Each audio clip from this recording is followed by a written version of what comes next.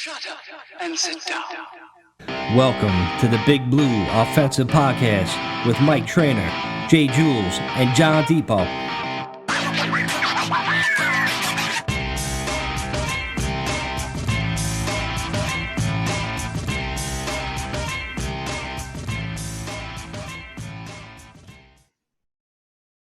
Hey, what's up, Giants fan? Welcome to the BBO NYG Podcast. I am Mike. That is John. It's just me and John this week.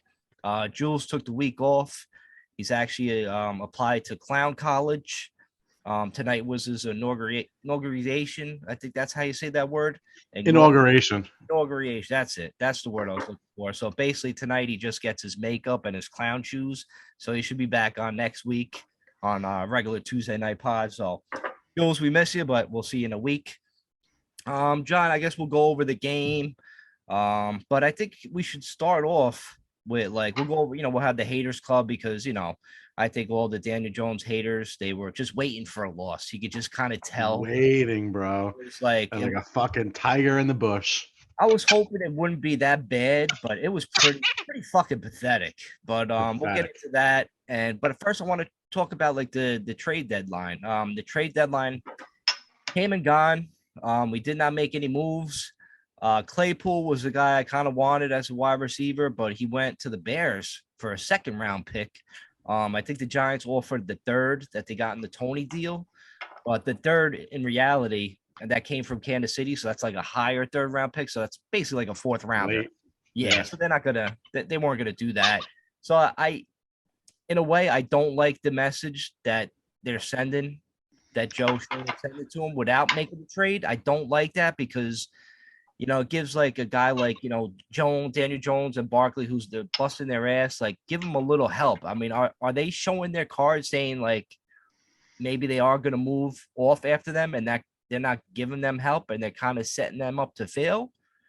Or is an OBJ reunion possible? The only way it makes up for it, if OBJ does come back, like we said on the podcast, it's a real possibility. And Joe Schoen did come on the press conference and say he looks at all possibilities.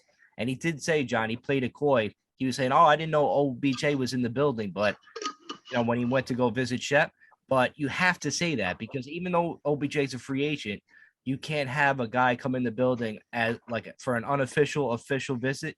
You know what I'm saying? So he's doing all the right things. Mike, how you described the situation right there is exactly how I described it when I was on the phone with my buddy before. The message it sends to the locker room is not good, and even if they really did try to get somebody in here, maybe it was Judy, maybe it was Claypool, maybe it was really whoever it was. Well, maybe not. Calvin really is done for the season, I think, but. Whoever it was, whatever receiver that they were trying to get in here, because they did say that they did try to make a move. It's just the prices were a little bit too high. I think they should have just did something, even if it wasn't the B plus player we were hoping for, even if it was just a C minus. I think just a show of faith. Yeah. 6th or 7th round pick just to get another body in here that potentially could help the team, because you got to reward this roster for completely overperforming and overachieving the first half of the season. I mean, we're 8 games in the 17-game schedule. We're basically exactly at the halfway point of the season, and these players have played their asses off, especially guys like Saquon and Jones.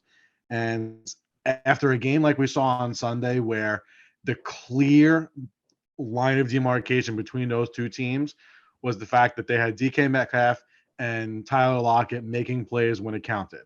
And it was the wide receiver position that was the most glaring glaring difference on the field. And the fact that they didn't go get somebody, even if they did try, I just feel like it was less than what you really, really wanted them to do. I wasn't expecting them to go and trade a first or a second round pick or something wild like that. I wasn't expecting something like that. But I think just the show of, hey, listen, guys, you guys overperformed. We believe in you. Let's go out there and see what kind of magic you guys can pull the rest of the season. Let's get you guys some help. And, unfortunately, it appears like they kind of sat on their hands. I don't know what it means because, like I said, the door is always open where he's being honest, and the fact that they just didn't have an offer for a player that was worth taking at this particular point. I get that. It sounds like they got an offer for Saquon actually. based on what he said. Which thank God that wasn't even an option. Mhm. But yeah, I don't like the way they do that. I really hope that the players don't take it personally, and they can still go out there and play as hard as they've been playing the first half of the season, because it'd be a monster disappointment if not. I wonder if like if it was the opposite record, if they were 2-6, would the Giants be sellers? Would they have tried to trade some of these guys? I always kind of wonder that. I wonder if they kind of changed up their thinking. But like I said before on this podcast, you don't want to root for another terrible season, another high draft pick. You want to have these young, because we have a young team. You want this young team to establish a winning culture. You don't want to trade all these guys. You want to reward them. I was hoping it'd be the case, but the only saving grace would be an OBJ reunion to come back, and that would make up for them not making a move. So I mean, sure, it would be a multi-year deal. It would take some salary cap next season, eat a little bit of that. But listen, we're not cap experts. It's not that big of a deal in reality. Plus, Right. I could see them like doing an extension on a guy like Adoree Jackson, which we needed. He's been playing phenomenal. You got to keep that guy around for multiple years after this contract. He made that play in Seattle where he ripped the ball out of Lockett's hands, set the Giants up. He's been on point. I mean, he had a little miscommunication with McKinney that led up a Tyler Lockett touchdown later in the game, but hey, that's gonna happen. But Yeah, it's football. It's football. But that game, like everybody was like kind of like on Daniel Jones, like the Daniel Jones haters club was like, look, see what Geno could do, see what he could do on this. Like we should have never let Geno go. Oh my I'm God. like, motherfuckers. I'm like, Geno Smith is playing with DJ Metcalf and Tyler Lockett. Both are vertical threats in the offense where you can actually, throw the ball downfield. We had Richie James he's our leading wide receiver. Everybody, do you know that? Richie James, the guy that fumbled twice, cost the Giants a game. He's our leading receiver. And it's not that Daniel Jones doesn't want to get other guys involved. Like we just got Wan'Dale Robinson, but he's not playing. I mean, he's barely playing like 40% of the snaps of the game now. So you got to wait for him to get caught up. So he wants to throw the guys, but we have nobody to throw the fucking ball to. It's not his fault. So, I mean, basically going after that game, John, we were down by 7. Richie James, I don't know what the fuck he was thinking. Like, if you looked at that replay, it looked like it was like the fix was in, almost like he was just kind of like not even holding it with 2 hands, loosely holding it with one. And just that he barely even got hit on one of them where he just fucking the ball just flew out of his hands. So, I mean, you better, bring somebody up from the practice squad like the guy Pimpleton that we got from the Lions earlier in the year, because we need somebody back there. You can't have him go back out there and returning punts. Not again, He man. ruined the game. Not again. If he didn't get that second one, then you say, all right, well, muff punts are part of football, and that's it's gonna happen. But when it happens back to back, that's like Seinfeld fucking the yips right there. Like you can't keep running him out there. I mean, he gave the Seahawks basically. I was figuring out the math. On those 2 fumbles, they scored 14 points. Yes. But if you factor in the drives that killed, that's a potential extra 14 points. So you're talking a potential 24-point swing in a game based off of those 2 plays. I mean, simply can't. How are you supposed to win games when you're spotting them 24 points? It's just not. It's not feasible at all. 24 points obviously being the maximum, and the minimum 10, but that's still a tremendous difference in points. Yeah. So, you can't run Richie James back out there.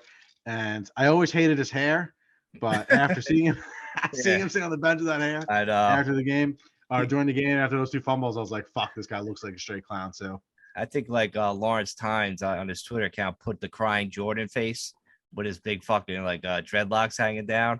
And you see Jordan crying on there. I'm like, yeah, that's actually pretty funny. But it wasn't funny at the time, man, because the Giants, already they play close games all year. I think it's like 8 or 9 points. And of course, I had the Giants. I didn't bet the Giants this week. So I knew going into that game, we were really behind the 8 ball. Too many injuries.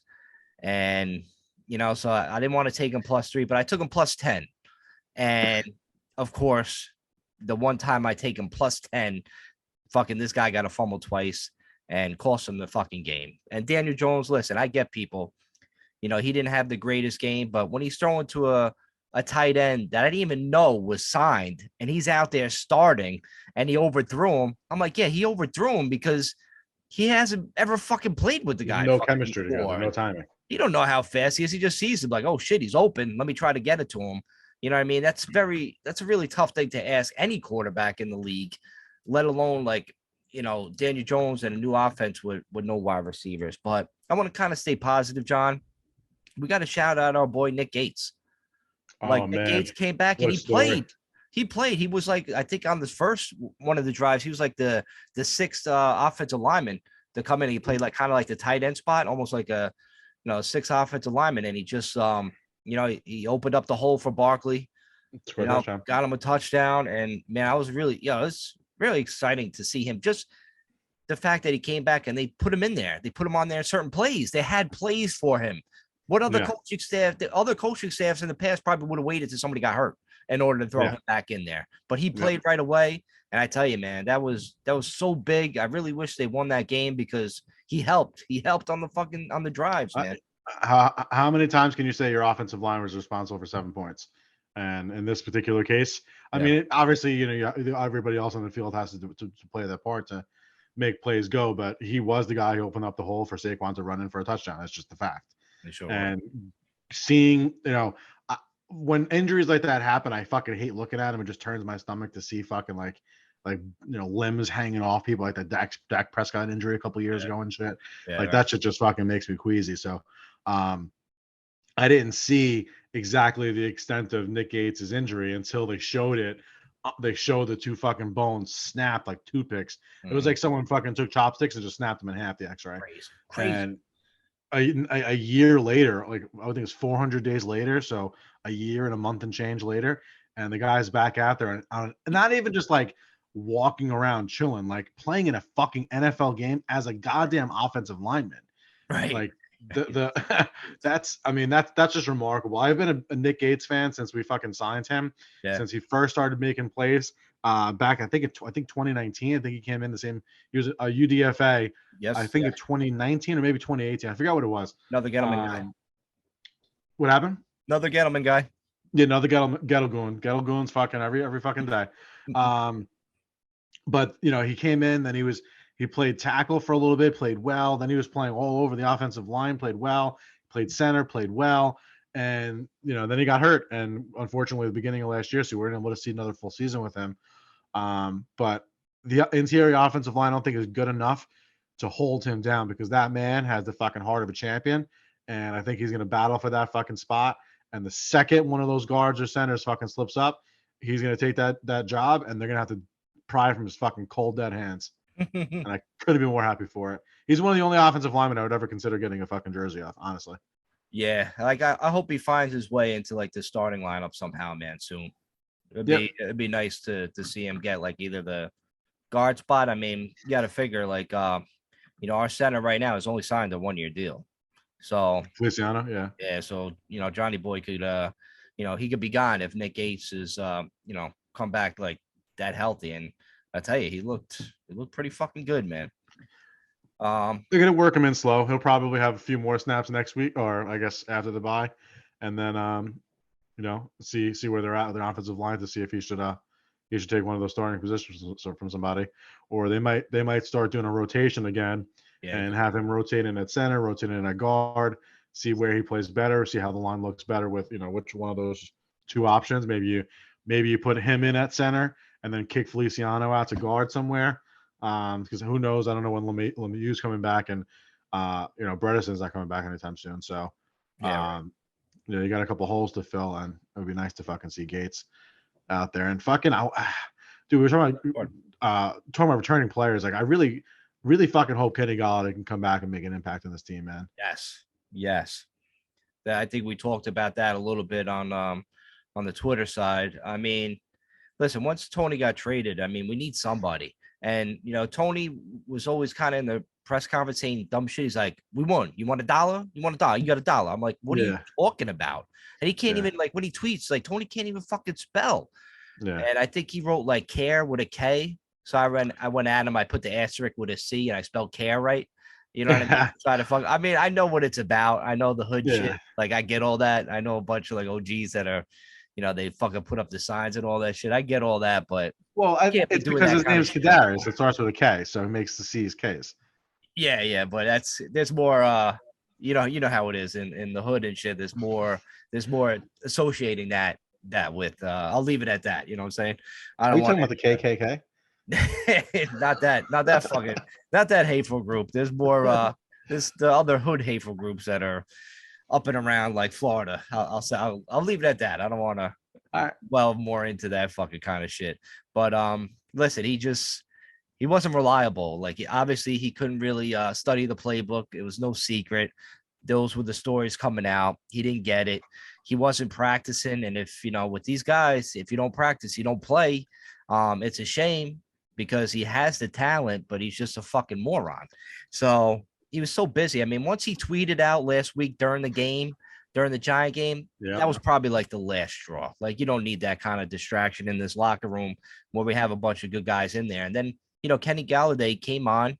He said all the right things on a press conference. Like he wants to be back. He was so excited for his teammates. I was so happy to hear him say that because I really haven't heard Kenny Galladay talk like that all year. That's what we want from you, Kenny G. Like we'll root for you. We'll get behind your back. Maybe not Jules yet. Like you have to wait to catch a touchdown pass for Jules to get back on your side.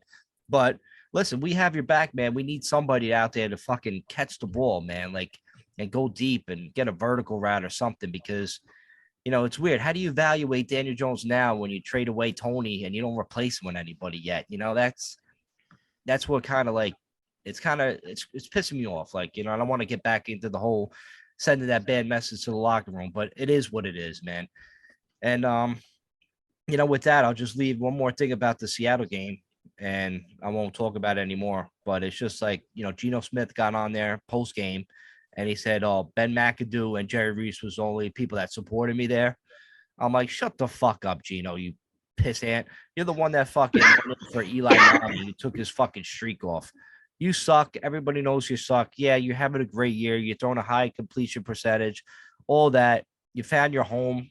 I mean, not to knock Geno, like he was okay. Like he was decent on the Jets. Like I'm also gonna knock him, but he had like little locker room issues too, with people punching him in the face and him getting into fights. Yeah, he got his jaw broken. So obviously you were an asshole. You needed to mature a little bit. And New York is probably not the right place to mature in. So he had to go around this loop. He went to a couple different places. So it looked like he found a home in Seattle. He's playing well. I'm not going to knock him, but he does got a good wide receivers up there in Seattle. So, and if it wasn't for a fucking stupid turnovers, you're probably only scoring about 10 points on the Giants defense. Yeah, I mean, I when I saw the tweet saying that that Geno Smith was dedicating the game to Ben McAdoo and Jerry Reese, I was like, bro, you simply don't get it.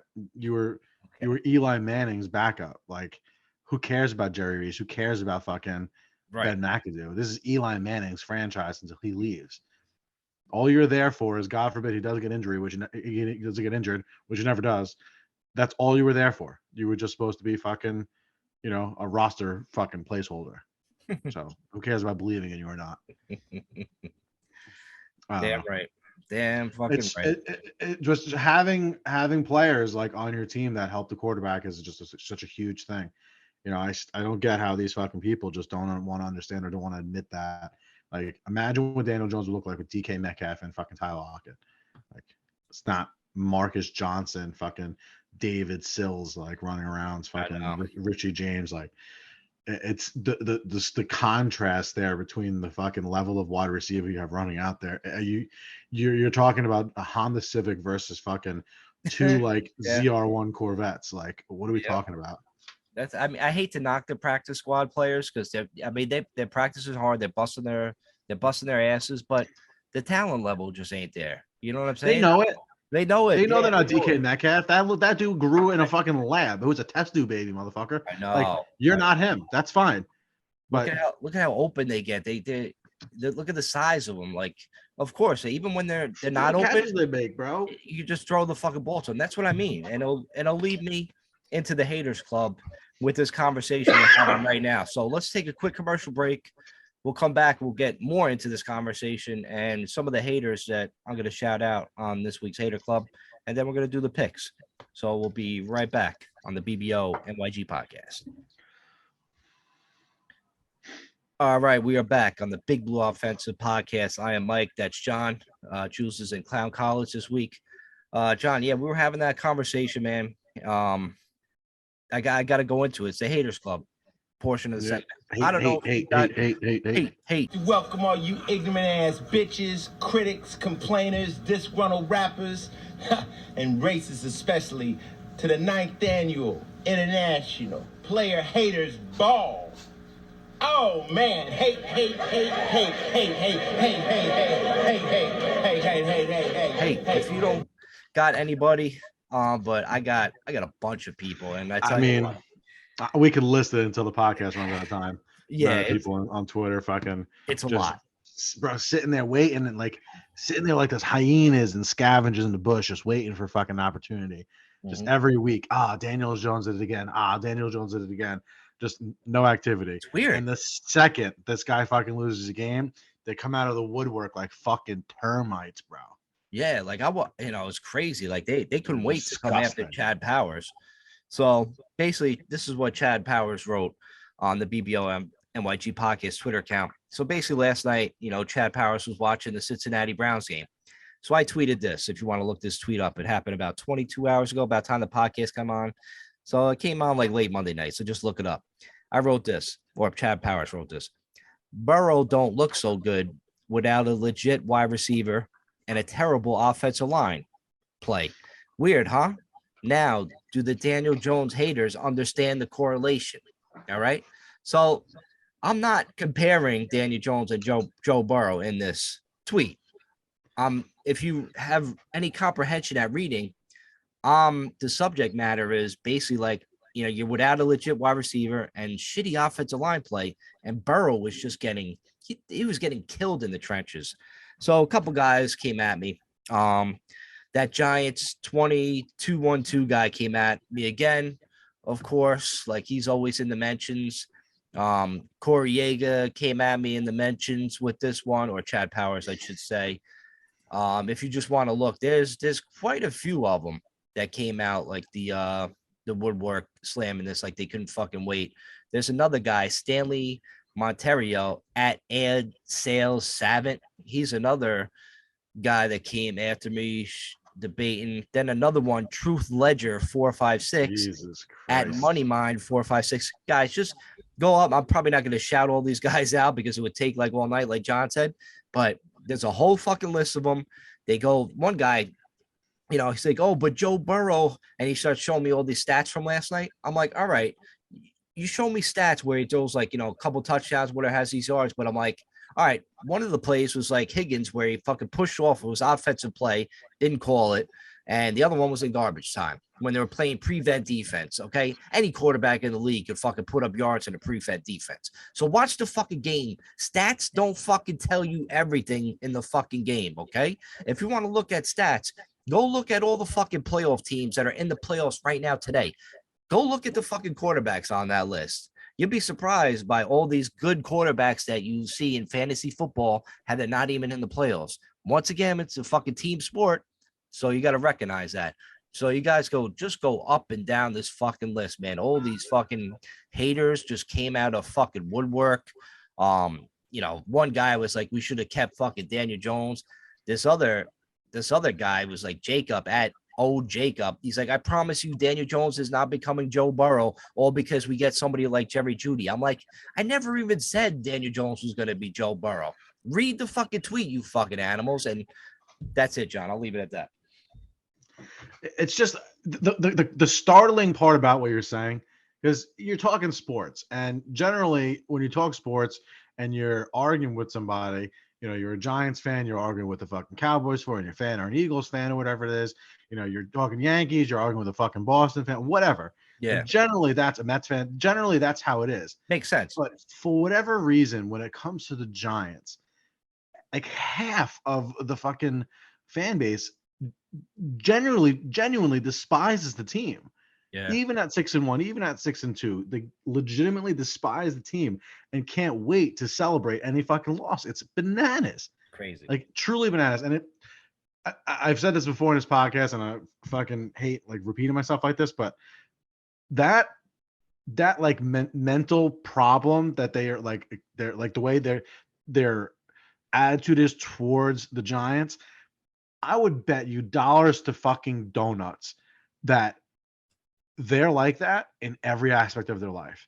Like, think of the most miserable people you know in your life. Like, that's them who sit Yeah. on Twitter because they have a fucking Twitter account. They're fucking angry because they're doing whatever the fucking case is. I don't know, stroking their little dick. I don't know, whatever the story is they're doing. And they just gotta fucking be angry. Like, it just makes them feel better about being fucking angry, and they just want to hate. Like, nothing's good in their life. So I'm gonna make everything else bad. That way I can feel a level of superiority. I think Yes. that's got a lot to do with it. It's just like why even bother watching sports if you're gonna dislike your own team? Like, find a team that you do like and just root for them. No one's gonna fucking shoot you if you decide that you'd rather be a Chiefs fan for the rest of your life. Like, Yeah, right. nothing's gonna happen. Like, and go enjoy the fucking Chiefs. If you're not enjoying the Giants, what's the point? But to pretend like just because you follow the team makes you a fan, Right. and that makes you smart because you look at everything negatively, like, bro, Yeah. I got news for you. Your whole life sucks. Yeah, dude. You hit it. You hit the nail on the head, man. It's like, why are you always you're pessimistic? That's what you are. You have a pessimistic viewpoint on stuff, and that's the Like, way that's it their is. knee-jerk reaction, though. That is, yeah. Everything Like, like that's like their first thought. I figured if we like I went into the season, I'm like, if we start winning, if we go 6-2, like Twitter's just gonna be this amazing place where everybody's like, we're winning, everything's great. I'm sorry if I ever offended you in the past. We just make mistakes. I figured everybody just be like, apologizing to Celebrating the each fucking other, celebrating team. wins, everybody's be happy, like, yo, we should all meet. I know we had problems in the past, but let's go grab a beer. But no, these fucking weasels like that guy Ethan I keep seeing with this weird profile face looks like Yeah. so fucking stupid. He's always Ethan throwing like emoji. negative comments on here too. This guy today, Sam Carbone at SJC 1826, he was like, he's like, if you think Jones is a franchise QB, then you need to go back and watch him play. Dude has zero awareness. He's missing wide receivers a lot more than usual this year. I'm like, and then he's like, change your dumbass profile. I'm like, fuck you. Like, Chad Powers is staying until I decide to fucking change it, motherfucker. Fuck you, Sam Carbone. And just all these I quote tweeted him. I said, look at how this dickhead acts and talks. It's so fucking weird. Like, I don't know. You cannot be a fan of the Giants. I get criticizing certain players to an extent, but to hate and openly root for them to lose because you want a higher draft pick or any of that nonsense, like you got issues, man. I'm sorry. You got issues. That's two different reasons why fantasy football has ruined the NFL fan experience. Because people now look at players as far as like how good they are from the standpoint of stats, only stats, because that's what what quarterbacks look great, what wide receivers look great is based solely off of stats through fantasy football. Yeah. Also, it also takes away people's attention to their own team, where way more people are watching like red zone, stuff like that. People who like have 3, 4, 5 fantasy teams, generally you're not hanging on every single play of your own team. You're checking in. Maybe you got a separate TV if you're really going crazy, but your eyes are on the red zone, finding out who's doing what, this and that, checking your fantasy, checking your team, checking this and checking that, where Yeah. you're not like really investing in the game. So you're not watching the play by play, seeing the breakdowns in between plays, them talking about this and how this happened and how that. You're missing all of that stuff completely. And then also when it comes to drafting, I think especially for these guys who like I said, pretty much every aspect of their life sucks. I have a few friends, and fantasy season comes around. These people join fantasy leagues as well. And then it's okay, draft party. We're all going to get together. I'm going to have a good night. It'll be one fun night. I really like, drafting my fucking team with my friends. So they get so enamored with the draft and like that whole experience that it bleeds over to the NFL, where all of a sudden draft picks mean more than actual quality players that have proven track records. like the whole point of getting a player in the draft, especially when you're talking about third, fourth, fifth, sixth, and seventh round picks, they're lotteries. You're hoping that player comes into somebody who's a serviceable starter. You're not expecting a fourth round pick to turn into a fucking Hall of Famer. That's Right. never the case. Literally never the fucking case. Because if you thought they were a Hall of Famer, you wouldn't be drafting them in the fourth round, and somebody else would have probably drafted them earlier, and you would have too. So it's a pleasant surprise. They think the potential's there, but there's a lot of work that the player has to do to get to that point. Sometimes they do it, most of the time they don't get there, and that's why you have such a huge miss rate on draft picks, especially 50 first round picks hit 50%, and it goes down from there. So you're going to tell me with a third round pick or a fourth round pick that's not worth trading for Jerry Jeudy for the idea of having draft capital for the future? What the fuck is the point of the draft capital other than to get good players? If you're going to get a good player, then how does it not make sense to fucking do it? Especially when it in a situation like ours, where you have a 6-2 team that even when you are really good, like the Chiefs or the Bills, you're not promised 6-2 every year. That's not the fucking case ever. 6-2 is an excellent, outstanding record. We're 6-1, first of all. So right. I mean, you're having you can't punt on something like that. And that's what I'm saying. The draft, when it comes to stats, the prism that people look at it through, and then fucking the draft, both of those two aspects have created this fucking monster when coupled with these fucking losers on the internet. Like, it's just, that's why, like, I was in arguments and I was just like, I don't even want to fucking bother. Like, you're not even worth the fucking time. I'd rather just watch a black screen and wait for the next minute to hit on my fucking clock than fucking waste my time talking to you. You just don't understand. You're not operating on the same fucking frequency as me. It's hard to like convince them. Like, I mean, how are you so like dense and you just don't get it? That's, I don't even know if they don't not get it, bro. I don't even know if they don't not get it. I think they just prefer maybe the agony of the situation. Like that's home for them. Like, think about if you get a shitty car, you got to drive a shitty commute to a shitty job with a shitty boss and shitty coworkers, come home, you have to fucking have a shitty dinner because you can't afford a nice fucking dinner.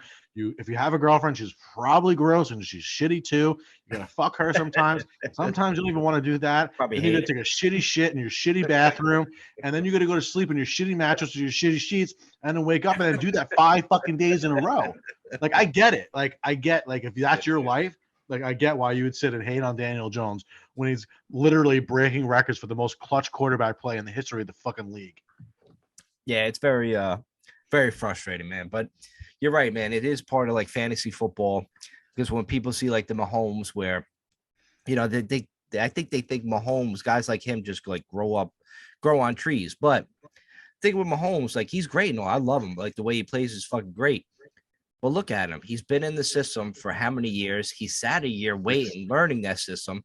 He played with guys like Tyreek Hill, these fast wide receivers, the best tight end in the game, the best mind in the game as a coach, Andy Reid, setting up all these plays. Everything works together.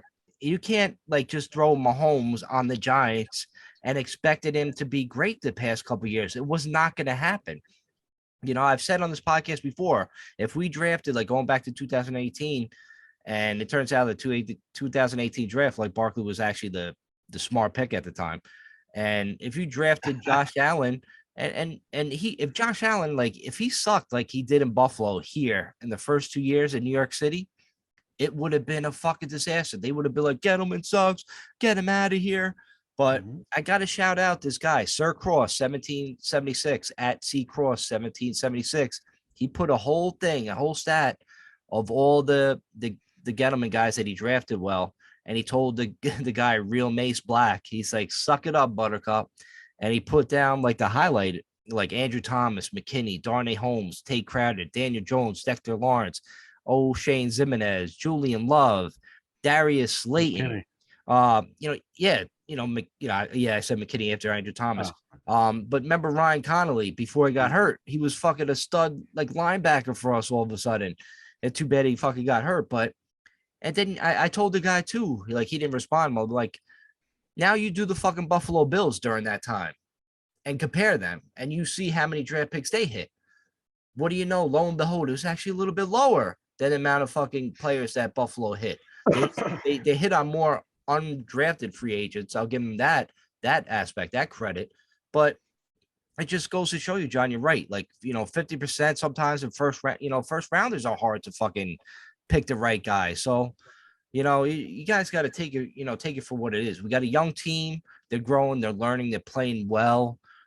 They got great attitudes about them. You hear no fucking bullshit. There's no fucking crap in the locker room anymore that you heard in years past. So, you guys got to get on fucking board and stop hating on fucking your guys that put on the blue uniform every fucking week. If they're a Giant, fucking root for them. Listen, if Daniel Jones is gone next year, it is what it is. You know what I'm saying? I'm not going to sit here and sulk, but to not root for the kid. I mean, I get it, John, but but not root for the kid and all that shit. And if Barkley goes too, like I'm going to be pissed, but to not root for the guys just because you didn't want to fucking draft them like that, the guy will. Like, he's still fucking complaining about Barkley being the draft pick and saying we should trade him. I'm like, yo, get off your stick already. Like, we're 6-2 and you're still on that. Like, you got fucking issues, man. Like, stop. Just fucking stop. You sound corny and like a loser right now. All those people do. It's just not him. It's like, it's a certain crowd.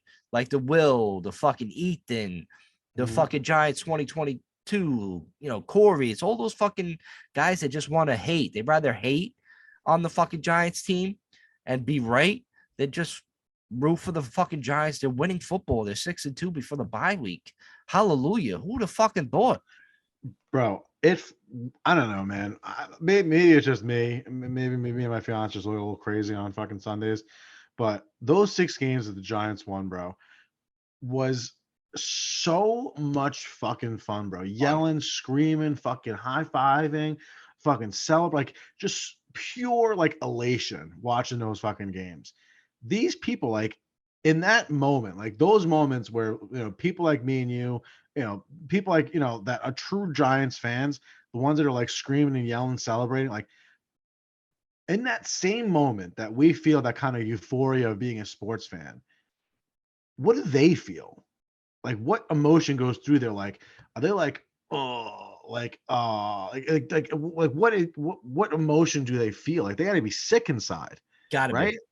Like they'd rather be right, and they're being proven wrong in real time, and it's got to make them sick. Like when the Giants lose, like that feeling that we get as fans that we want them to win and they lose, and you're like, fuck, like, we need a couple wide receivers watch the Seattle game, like stuff like you're just like, fuck, like that must be what they feel like when the Giants win, like, right? Like I don't know, like what other feeling would you have in that moment if that's the type of person you are? You know what it is? It's like if they're a Giant fan when the Giants are losing and they bet against the Giants that week. And if they see the Giants winning, they're like, oh, fuck. You know what I mean? They're so fucking fucked up in the head that they're like not rooting for, you're supposed to be a Giants fan and you're not rooting for the Giants. You know what I mean? I could never get that. I had a friend of mine years ago bet against the Giants. I'm like, are you crazy? Never bet against your team. You sacrilegious. Like, even if they were terrible. I remember it was going against the Ravens or whatever. And yeah, listen, it was a lock that the Ravens were going to kill us. But I'm like, we're going to the game. Like, what are you going to put a Ravens jersey on? Get the fuck out of here. Go to the bathroom. Did you ever see the Pain Olympics online from back in the day? No. Oh my! It was like the same time like 2 Girls, 1 Cup was out. Oh god, 15 years ago. That. So the Pain Olympics was dudes who would literally mutilate themselves and fucking record and put it online, chop off the heads of their dicks, fillet themselves open, cut their scrotums open, chop their nuts off and stuff like that. Like real deal, like masochists. Jesus. Yeah, it was the most deserving. Like people would send clips of it, like. I don't know. Maybe I just got really fucked up friends. I don't know, but it was like a big popular thing. People know about the Pain Olympics if you say it. But glad I never seen it. I bet you those guys that were in those videos are probably the same ones who are complaining on Twitter right now about the Giants fucking winning games. I could who literally have NYG fucking wins in their like handles. Like, what's wrong? Fox. It's unbelievable. It's Fox. Me, myself, and Irene. Really. That's what it is. Listen, I just like I don't, I know they're in the haters club, a lot of them hate and debate or whatever. And we always go back and forth. We have some serious debates. I like the people that I can have like serious debates with, But some of these guys that like, once you start saying like change your fucking profile, they get so fucking petty. I'm like, just stop it. Just get off Twitter. You're just a miserable fucking cunt. But anyway, we'll have a preview of the Giants next week on the podcast because we're going into the bye week. We have some time off. Guys, hopefully get healthy. Hopefully Daniel Bellinger's eye grows back and he could help us in a couple weeks. Like I said, I think it was like a 4-week injury because he didn't have any like blurry vision, which was fucking great news. So I mean, I think I see somewhere that said 2 to 6, but most likely it'll be a 4-week injury. So we'll get him back hopefully soon. We'll get a bunch of other bodies coming back healthy. Hopefully Kenny Galladay after the bye week can come back and fucking play. So we'll definitely preview that next week. But right now, it's that time again, the pick segment. Jules is not with us, so this pick segment is probably going to go fairly quick. John, I'll give you the picks of each game. If you really feel strongly about going against me, please let me know. Right now, the leader is Rai Guy at 663. He's at 81. We're at 71. Mike Birdie's at 70. MFT 68. So we got some guys. We're trailing the top guy right now, but all right, we got some work to do. Hopefully, we'll come away with a nice week. All right, first game Thursday night. The Eagles, man. Fuck the Eagles, man. They just keep fucking winning and dominating teams. They dominated fucking Pittsburgh. We were wrong about that last week. Eagles well, are we were wrong as much as we were hoping. You were hoping, yeah. Well, this week the Eagles are minus 14, but they're playing on a short week. They're in Houston, Texas. They're getting 14 points. They're really gonna go fucking 9-0, these motherfuckers, bro. And they're probably, but are they really gonna blow them out on it? You know how Thursday night games be kind of shitty. You know what I mean? They're not scoring a lot of points. But so I'm taking the Texans with the points. I'm interested in the pick segment but more interested in the fucking Eagles actually losing games. Be nice. That sucks. 14 points. I'm gonna just go Houston because of what you just said. I knew you were gonna not ever take the Eagles, but you know what, John? I'm kind of actually hoping that the Eagles and Dallas and the Giants, I want to see all three of them make the playoffs. So I could go to the fucking people that said the NFL least instead of the NFC East, the NFC East. Those fucking people, like I told you, the division will be back one day, and then the division is back. It's just the same. The Giants are 6-2 the year that the division actually came back in full force. And we're all gonna have to fucking play each other and beat each other up. So I was listening to a podcast that I just found that's called Names of Games or Games with Names. It's Julian Edelman and Sam Morril, the comedian Sam Morril. I like Sam. Yeah, he's very funny. He's a New York guy. But they did their podcast. Basically, they just talk about huge games. I've only listened to one. Is their first episode it's called 18-1, and they had fucking Eli Manning on there and fucking Teddy Bruschi and stuff like that talking about the Super Bowl. I don't remember why I started saying this, but I gotta listen to that one. Yeah, it's very good. I didn't realize Eli was on there. All right. Well, the NFC East is back. All right. Next game. Sunday, 1:00 games. The Raiders are away. They're in Jacksonville. Raiders don't look good. They got shut out by the Saints the other day. Raiders are minus 1.5 against Jacksonville. Jacksonville, I think they just got somebody, right? Jacksonville. Oh, they got Calvin Ridley, right, for next year for a 5th round draft pick. Yeah. I mean, shit. If I'm the Giants, I would have fucking done that.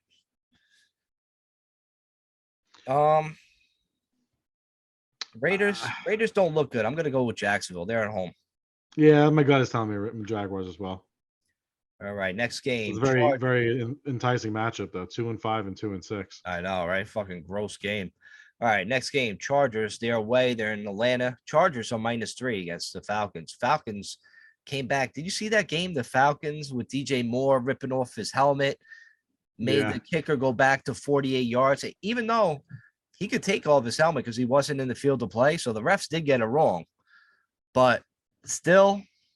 I mean, he was fucking a 1.5 feet off the field. Like he was taking his helmet off as he was walking off the field. So that's where the penalty comes from. but what a way to lose a game. Like, I wonder if Terrible. they're in the history of the league, 100 years, 102 years, or whatever it is now, if there was ever a game lost like that where they score a touchdown in the fucking final play to tie up the game, and all they need is the extra point to fucking win, and then they get a penalty that pushes them back, and they end up missing the kick and then losing in overtime. That is the most like Horrible. ridiculous way to lose a game as you could possibly have. Fucking horrible. It was a wild game, man. I couldn't believe that throw by PJ Walker. He came from the XFL and he fucking threw a strike deep. I don't know how DJ Moore gets behind the guys on the last play. I mean, that's just bad coaching. We don't have that, so we don't understand what that is. But I anyway, forgot what that's like. yeah, I forgot what it. Yeah, for real. All right, next game, Chargers. They're -3 against Atlanta. Atlanta's home, but yeah, I like the Chargers, man. Okay. Go with that.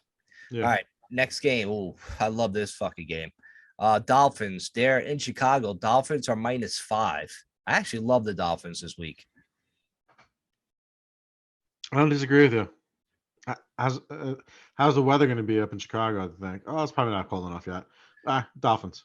Dolphins, yeah. The Dolphins Dolphins made some serious fucking trades. I think they got who they This get. is the Bradley craziest Chubb trade today? deadline in NFL history. Dolphins got a fucking squad, man. You got to watch out for them. The Dolphins took a book out of the MLB's playbook. The NFL took a page out of the MLB's playbook because the MLB playbook was always to have like a really exciting trade deadline. I think the NBA is like that too, but I don't follow the NBA as close. It is. But the last couple of years with the NFL, like it's been It's fun. growing up, bro. There was no trades fucking ever. Ever. And now Not it's one like- trade. No, not Like ever. literally the entire it would go it was almost like the MLB draft where you don't even know when it is. Like that's what I remember like back in the day when the Giants, Giants when they won the Super Bowl in like in '86, they traded like it was funny. A guy like I follow on Twitter reminded me of it. Giants traded for like Otis Anderson, the running back, right? To team up with Mars. And we were like, holy shit, we traded a draft pick. I'm like, this is unprecedented. And he was one of the catalysts to win the fucking Super Bowl. So Giants fucking seen it, man. Yeah, but you're right, dude. All these fucking years of nothing going on. Now the NFL, like, I don't know why. I don't know what happened, but maybe it's just like the salary cap, the way it is now, that it's more flexibility, because all of a sudden, like, these trade deadlines are fucking like, it's fascinating, man. It's almost as good as a fucking draft. All right. I wonder how much of it is the players are just I don't want to sound, derogatory in any way, but they're just smarter nowadays where, maybe the complexity of whatever they were doing back in the day. Because the game was different then, but I don't know if it was more simple then. Not a lot of money. So I wonder if it was a matter of if you trade a guy, you trade for a guy in fucking, at the trade deadline halfway through the season, like how quickly is he going to be able to be an impact player on your team? Yeah. So maybe that's where it comes from. That too, man. Yeah, because I mean, shit, the playbook got to be so much more enhanced nowadays compared to fucking back in the day when they just ran the ball. They barely fucking passed, which is fucking. Yeah, I wonder if like crazy. the minor details of blocking schemes and gap play and all that stuff was more complex. I don't know. I have no idea. I'm just speculating, obviously. I think money is probably the issue that really impacts. Yeah, you're probably right there. But usually is. Yeah, it always is. I mean, the way the NFL just now they fucking make now they're looking to how the NFL package is on DirecTV, the Sunday NFL ticket. We get all the games. Now it looks like Apple TV is going to be they're the leader to get that package for next season. Apple TV? Yeah, for a streaming service. That would be I don't have fucking Apple TV. It's the one thing I don't fucking have. I'll get rid of my DirecTV tomorrow if that happens. Well, after the season, because I'll take Apple TV in a second. I hope Amazon gets it. Everybody's Amazon Prime. Because you get like the little boxes of Apple TV. Dude, it's like fucking, it's nothing. And then you can hook up like fucking 6 different TVs, 7 TVs, and watch all the fucking games at once. Oh, dude, can't wait for that shit. It'd be so much easier than having this fucking dumb DirecTV package. All right. Next game, the Vikings. I love the Vikings this week. They're in Washington. The Commanders. Vikings are -3.5. I love the Vikings. I want to put them as a fucking best bet. Let's do it. All right. Love the Vikings. I'm gonna throw some major money on the Vikings this week. All right, next game. Dude, this is a scary game. Carolina, they got that good front. The Bengals, they're at home, coming off a bad loss on Monday night against Cleveland. No offensive line, like I said earlier in this podcast. Bengals are -7.5 against Carolina. I got to go with Carolina getting the points. Really? No, I'm going Bengals here. You gonna override that? You like the Bengals that much? I guess. Yeah. Yeah. Yeah. I don't think the All right. Bengals are gonna do it. I don't know. What I seen fucking last night on Monday night, ooh, fucking scares me, especially with no Jamar Chase. That's gonna be tough. But hey, it's football. Oh, Man. is he never not know. going to be playing next week either? What? Oh, he's Probably down for the not. season, right? They said 4 to 6 weeks, but it looks like he's probably gonna come back in a few. He didn't have surgery, so it looks like maybe a Okay. 3-week injury. It's tough, man. It's tough when he's don't have a legit wide receiver and a shitty offensive line. That's what happens. But that spread is high for a reason.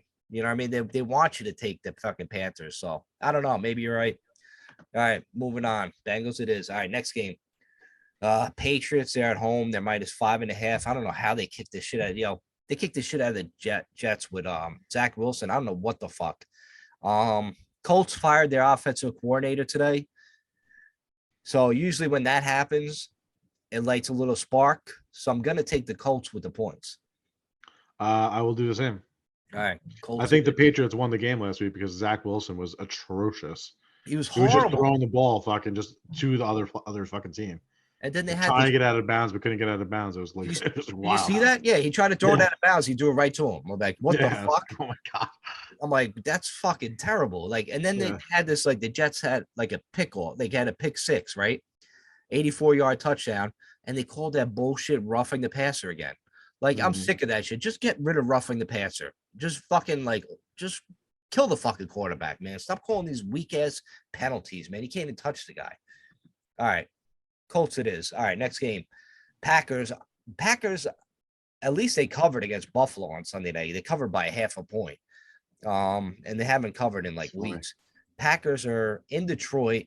Packers are -3.5. John, you picked this game. I had no fucking idea. Packers. All right, Packers it is. I mean, I was Aaron leaning Rodgers towards that. owns the Lions. So Yeah, it sure does. All right. Oh, here we go. The Jets. Bills are in New York, kind of. They're going to MetLife into Giant Stadium, and the Bills are -13 against the Jets. Bills are weird, man. They let teams fucking hang around like they did to Green Bay on Sunday night. Jets got I was like- a decent defense. I'm leaning towards giving the Jets the 13 points. As crazy 13's as a that sounds. fucking lot, bro. You would think so. Yeah, I guess I have to go Jets here. Like, the Bills are good, but fucking that's a divisional game, bro. Two touchdowns is a fucking mollywop. It really is. All right. All right, next game. Cardinals, they're at home. They're -2 against the Seahawks, who we just played. Yo, Cardinals don't look fucking right, man. They just keep fucking losing. They lost to Minnesota by 8. They're playing Seattle. I got to go with Seattle again. They're playing better. They're playing better football. I can't disagree with you. I mean, Fuck Seahawks. Fuck yeah, Geno Smith. I know. Fuck both those teams, man. Cardinals cost me money, man. All right, next game. This is a weird fucking game. All right, Tom Brady, he lost 3 in a row because I know that because we fucking keep taking him every week. Buccaneers are -3 against the Rams. Rams are probably going to be without Cooper Kupp. He had that high mid ankle sprain. So we I might don't be know out if for a few weeks. I don't know if he fucking plays this week. I highly doubt it. But the Rams are another team that's been playing like shit because once again, offensive line looks like shit, but so does the Bucks. So how's the Tampa Bay? Their interior offensive line, their guard plays horrible, their center is horrible. What is Aaron Donald going to do to fucking Tom Brady? So it's like I almost want to take the Rams. Buccaneers keep losing. Is Tom Brady like, he went through the fucking divorce. He's probably banging hookers right now. So he's probably all fucked up in the head. His mind ain't on football. So I got to take the Rams. I'm gonna go Rams here too, bro. It's just so funny, man. When you look at their injury report, there's 3 names on it, bro. Really? It's crazy. It's Actually, crazy. Tampa's got only 5 names on it. And they're all questionable. No one's like doubtful. No one's out. Like that's a teams lot. actually play with full rosters, bro. The Giants always play fucking handicap. Yep. Always. Every fucking Sucks. year. The bye week for the Giants couldn't come at a better time. All right. Actually, this game I like a lot, John. Kansas City, they're at home. They're minus 12.5 against the Titans, which is a very high spread. I actually like the Titans a lot, man. Titans play the Chiefs fairly tight. Yeah. A lot. I like the Titans, and I like the Titans as a best bet. I think the Titans could win outright because the Chiefs defense they look non-existent, to be honest with you. And if Mahomes has like kind of like an average game, Tennessee could put up points, and they're playing hard. I think Tannehill comes back. Malik Willis didn't look that great, but he kept the Titans in the game last week, even though they were playing fucking the Texans. But whatever, Titans still won. They keep winning. Titans are well coached too, man. They got a good team, especially when Henry's just running over the fucking place. If he runs the ball like he did last week, Chiefs won't have the fucking time of possession in their favor. That's the big thing. Yeah, control the clock for the Titans. I'm gonna go Titans here too. So we got Titans as the best bet, Vikings as the best bet. All right, last game, the Ravens. They're into New Orleans to go to visit the Saints. The Ravens are minus 2.5. Yeah, I'll let you pick this game because I don't know. I fucking Ravens. don't know. Ravens, yeah. Mm-hmm. All right, Ravens it is. All right, so you pick a key bet, and I'll pick a key bet. I'm gonna go with the Giants again this week. All right, yeah. Too bad. That's a bye. They're playing the bye week. So that's an automatic win. I know. I wish I could. I'm gonna take the Texans getting the fucking 14 points against the Eagles. Fuck the Eagles. I might go Titans here. We took the Titans as a. Oh, we did. Okay. I know you said the Packers, right? We could do Packers. That'll be our fourth. Even though we've used them for money balls a lot and they've not come through for us. I know they have not fucking come through, but yeah. All right, that's it. That's the 13 out of the 13 fucking picks. There we go. A lot of 1 o'clock games this week, man. I think there's like 8 1 o'clock games and like 2 4 o'clock games this week. So yeah, it is what it is. All right, so that's it for the BBO NYG podcast. All you Daniel Jones haters. Hopefully the Giants get healthy on this fucking bye. We come back with a semi-decent full staff. We'll see. But until then, man, we need we need to get back on that winning track, man. We need to go. We got 2 winnable games coming up. Just, let the guys get some fucking, rest, get their bodies right, get their minds right. They're going to have the taste of a loss in their mouth for 2 weeks. Fortunately, one of those weeks is a bye week, so it doesn't sting too bad. And then go back out there, fucking handle your business. You're 8-2 going into Dallas on Thanksgiving. I mean, every single person associated with the Giants in any way, shape, or form, fan or otherwise, would have signed up for 8-2 going into Dallas, playing good football. So go out there and fucking do it. Enjoy the week off. That's it. Get healthy, boys. All right, we'll see you guys next week. Hopefully, Jules will be back. Go All right, Giants. guys. Peace. Go Giants.